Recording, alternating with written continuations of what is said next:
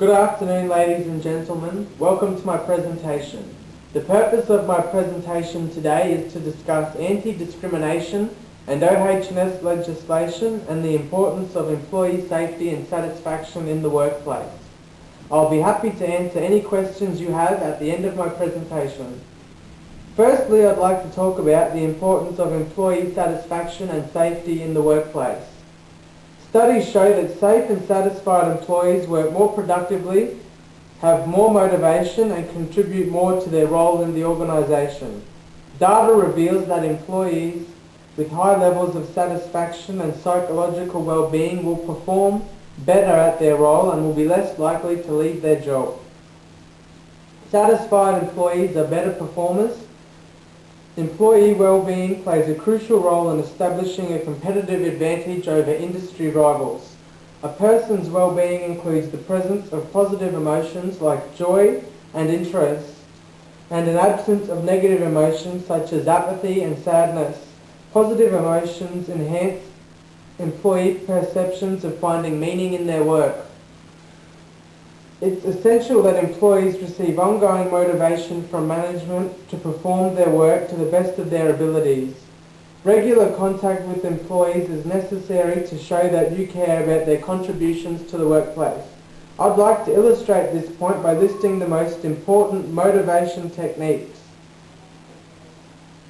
The first one is positive reinforcement.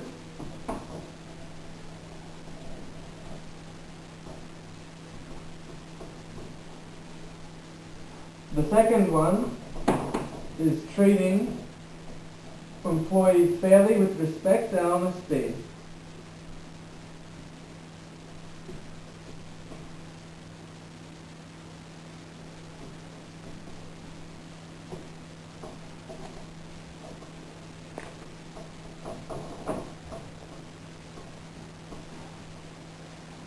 The final one is understanding and addressing employee needs.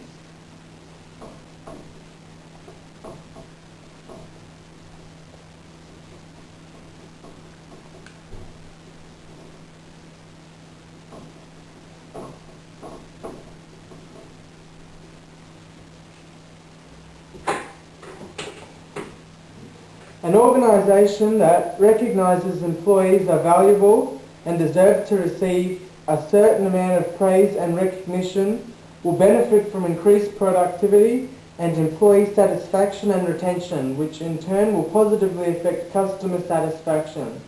That's all for my first topic. Moving on to anti-discrimination legislation.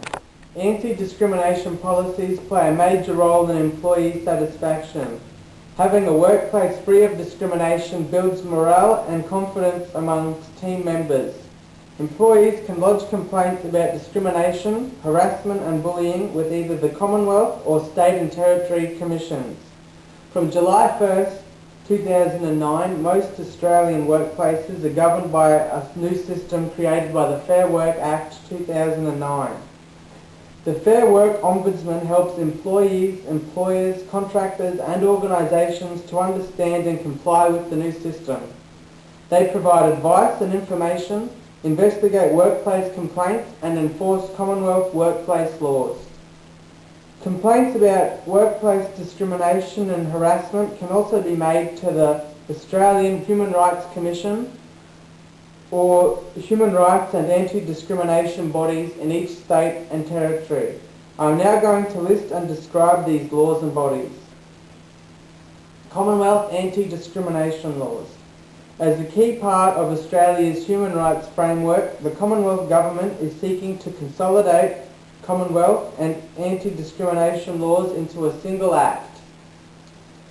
The project will focus on delivering better regulatory framework through reducing inconsistency and improving the clarity of anti-discrimination legislation. This will provide more certainty for business, help reduce regulatory costs to government, business and the community, and remove barriers to greater inclusion and participation in society for all individuals. The Australian Human Rights Commission. The Australian Human Rights Commission is an independent statutory organisation that works to promote and protect the human rights of all people in Australia.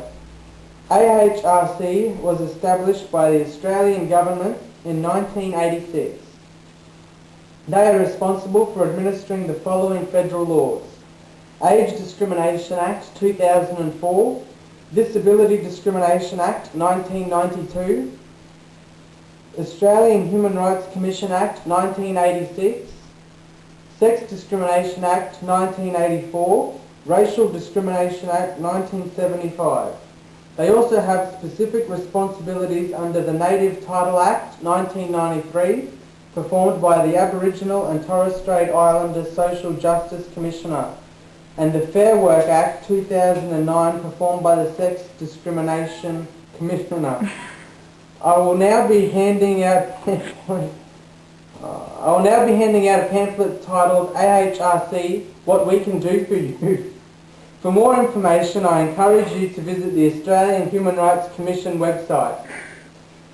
Anti-Discrimination Commission Queensland. In Queensland, complaints can be sent to the ADCQ, Anti-Discrimination Commission Queensland. The Anti-Discrimination Commission Queensland is an independent statutory authority which administers the Anti-Discrimination Act 1991 and has offices in Brisbane, Rockhampton, Townsville and Cairns. Queensland legislation aims to protect people in Queensland from discrimination, sexual harassment and other objectionable conduct in their public lives. A workplace free of discrimination helps build the company's reputation and empowers and motivates employees to give their all for the company. Moving on to my final point, the importance of OH&S legislation and its effects on employee safety and satisfaction. Workplace health and safety is vital to ensuring employee health and satisfaction. Employees are more likely to respect management if they know that the work they are doing is safe. Being able to make recommendations to management in regards to health and safety allows employees a sense of responsibility to their teammates and the company. On 26th of May 2011, Queensland Parliament became the first to pass the Work Health and Safety Act 2011.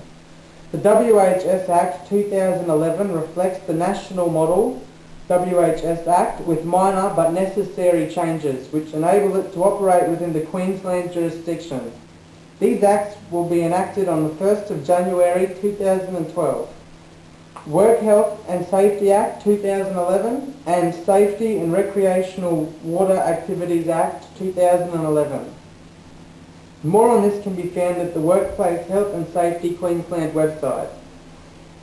Employees play a crucial role in workplace health and safety and are responsible for the following: taking reasonable care for their own health and safety, avoid wearing jewellery and loose clothing when operating any machinery, taking reasonable care not to put other people, team members and members of the public at risk of injury, to cooperate with management, making sure they get the proper training and understand and follow the company's health and safety policies, and to report any injuries, strains or illnesses sustained as part of the employee's work.